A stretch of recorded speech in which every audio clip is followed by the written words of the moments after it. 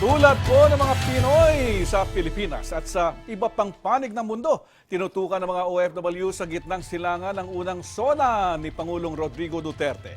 Pinuri po ng mga Pinoy ang Pangulo, lalo na ang pagbuo ng isang departamento para sa mga OFW.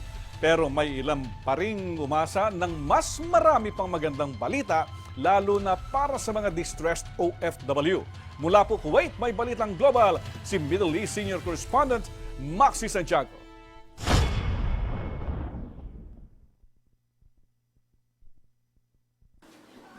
Sa isang restaurant na ito sa Kuwait, sama-samang inabangan ng ilang mga Pinoy ang unang SONA ni Pangulong Duterte sa The Filipino Channel. Bawat magandang salita ng Pangulo, sabay palakpak din sila.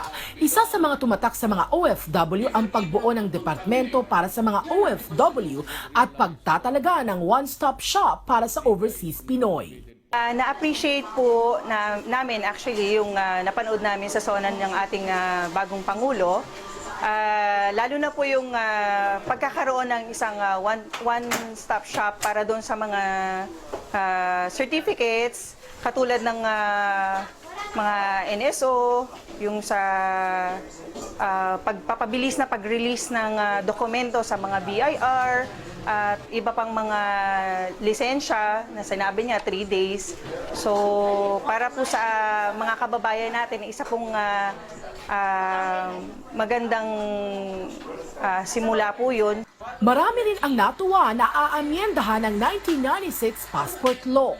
Kaming mga OFW ay natutuwa rin sa pag-extend niya ng 10 years na expiration ng passport na laking maitutulong nito para sa aming mga OFW. Napapanahon din daw ang pagkakaroon ng hotline para sa mga tiwaling opisyal at kawani ng gobyerno. Sinasabi niya sa SUNA na open ang Malacanang para kung ano baga ay magpulis tayo kung sino yung mga korupsyon, dapat i-report natin. Pero in fairness, ang ganda talaga ng ano niya. Parang nakakaiyak nga eh. I love Duterte talaga. Natuwa rin ang iba sa puspusang kampanya laban sa droga at pinaigting na seguridad ng bansa. Kailangan mag-focus muna po siya doon sa Pilipinas. At least ngayon, nabibigyan po ng pagkakataon para linisin lahat at ayusin lahat ng mga bagay na dapat noon pa dapat inayos. Bagamat halos positibo ang naging reaksyon sa unang SONA ng Pangulo, may ilan namang umasang mas marami pa sanang magandang balita para sa mga OFW. Yung ini-expect ko talaga sa ating mahal na Pangulo, yung sasabihin niya sana na yung magkakaroon na sana ng trabaho yung mga OFW para hindi na magtatrabaho sa ibang bansa.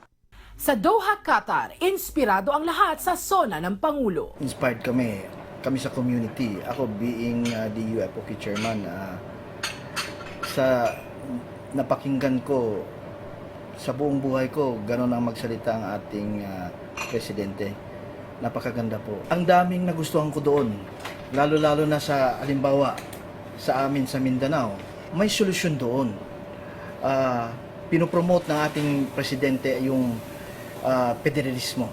The first time ng ating Pangulo ay wala man lang mga iniwanang mga masasakit na salita tukol doon sa mga nakaraan, at ang gusto lang talaga niya ay magkaroon tayo ng pagkasama-sama at magandang pagtutulungan para lalong mapaunlad ang Pilipinas. Sa Beirut, Lebanon, may nagandahan at may inasahan sa SONA ni Duterte. Sa kanyang pinangako na dapat ang justice is for all, walang mahirap, walang mayaman. At sa mga bagay-bagay din na sinabi niya na para maging magandang pamamalakad about sa transportation and about the highways para maiwasan ang mga traffic. Maganda rin yun. Sana magkaroon po ng amnesty sa amin kasi marami pong mga walang papel. At saka kasi po mahal po ang penalty. Kaya mahirap pong itaguyod namin yun. Kasi po mas unahin pa po namin ang ipapadala sa Pinas sa mga pamilya. Sa Riyadh, Saudi Arabia, saludo ang ilan sa pagpapaigting ng anti-human trafficking campaign ng gobyerno. Ako'y nagpapasalamat sa ipinakitang pagmamalasakit ng ating mahal na Pangulo, President Duterte, sa mga OFW na kung saan sa ngayon ay naghihirap dahil sa kagagawa ng mga human traffickers at illegal recruiters. Ano po? At itong sa mga kagagawa nitong illegal recruiters at human traffickers, marapat lang na sila'y maparusahan. Sa Jeddah, Saudi Arabia, nanood ng SONA sa live stream ang ilang OFW sa kanilang mga opisina. Kami po dito ng mga OFW ay umaasa na sana'y matugunan ng kasalukuyang administrasyon ang mga problema na ating mga matagal nang kinakaharap, lalo na ang mga kaso ng ating mga distress OFW, pati na rin ang mga kababayan natin na hindi po pinapasahod ng kanilang mga employer. Para sa mga OFW sa gitnang silangan, punong-puno ng pag-asa ang SONA ng Pangulo. Naway ma-implement niya lahat ng mga platapormang kanyang inilahad. Malaki po ang aking paniniwala na matutupad ang lahat ng kanyang adhikain. At ang kailangan lang po ng gawin natin ay magtulungan, magkaisa, at suportahan ang ating mahal na Pangulo para sa pagbabago. Maxi Santiago, ABS-CBN News, Kuwait.